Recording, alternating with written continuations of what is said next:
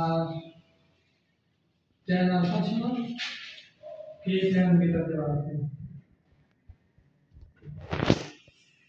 এই tan বিটাটা গুণ আকারে আছে k এর সাথে, এই পাশে আসছে tan আলফা নিচে ভাগে আছে, আর এই পাশে k করে k tan মানে আমরা জানি হলো sin alpha by cos alpha, tan beta মানে জানি হলো sin beta by cos beta. এখানে k আছে, এখন উল্টায় যাবে, এর উপরে sin alpha sin alpha by cos alpha আছে লিখলাম, আর নিচে মানটা উল্টায় যাবে, cos বিটা উপরে যাবে আর sin বিটা নিচে আসবে। তাই তো এখানে k নিচে কিছু না, মানে কি আছে 1। এখন এখানে দেখো উপরে মাইনাস নিচে প্লাস, মাইনাস মানে বিয়োজন, যোগ মানে যোজন, তার মানে বিয়োজন যোজন করতে হবে, অঙ্ক দেখেই বুঝবো কি করতে হবে, বিয়োজন যোজন। তাহলে বিয়োজন হলো নিচের মান উপরে যা বিয়োগ হয়, নিচের মান উপরে যা বিয়োগ, উপরে যা আছে লিখলাম, তাহলে cos alpha cos sin beta উপরে যা বিয়োগ হলো, আর উপরে মান নিচে এসে যোগ হয়, তাহলে sin আলফা cos বিটা নিচে এসে যোগ হলো,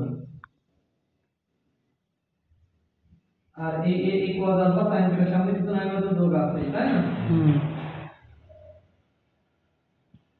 ঠিক এই 1 টা উপরে যা বিয়োগ হবে, আর k নিচে এসে যোগ হবে, আর 1 এর সামনে কিছু না, মানে তো যোগ আছে, তাই না?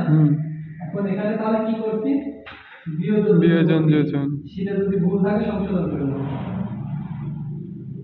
যোজন বিয়োজন উল্লেখ থাকতে পারে, বিয়োজন যোজন করছি।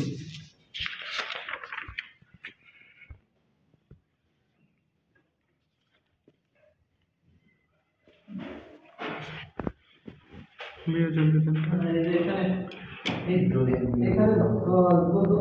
যোজন করে দিয়ে নিচে দেখো বিয়োজন, না যাচ্ছে।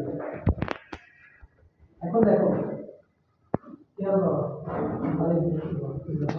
এখানে দেখো তো উপরে sin a cos b minus cos a sin কত, sin a minus sin a sin b সূত্র, তাহলে sin alpha minus beta, নিচে হলো sin a plus b, অর্থাৎ alpha plus beta সূত্র হলো, আর এখানে k minus 1 by k plus 1। আচ্ছা, এখন এই alpha plus beta মান কত, থিটা, তাহলে sin alpha minus beta by theta, নিচে হচ্ছে sin থিটা, একবার alpha minus beta মান বসায় দিলাম, আর এখানে k minus 1 by k plus 1 আছে লিখলাম,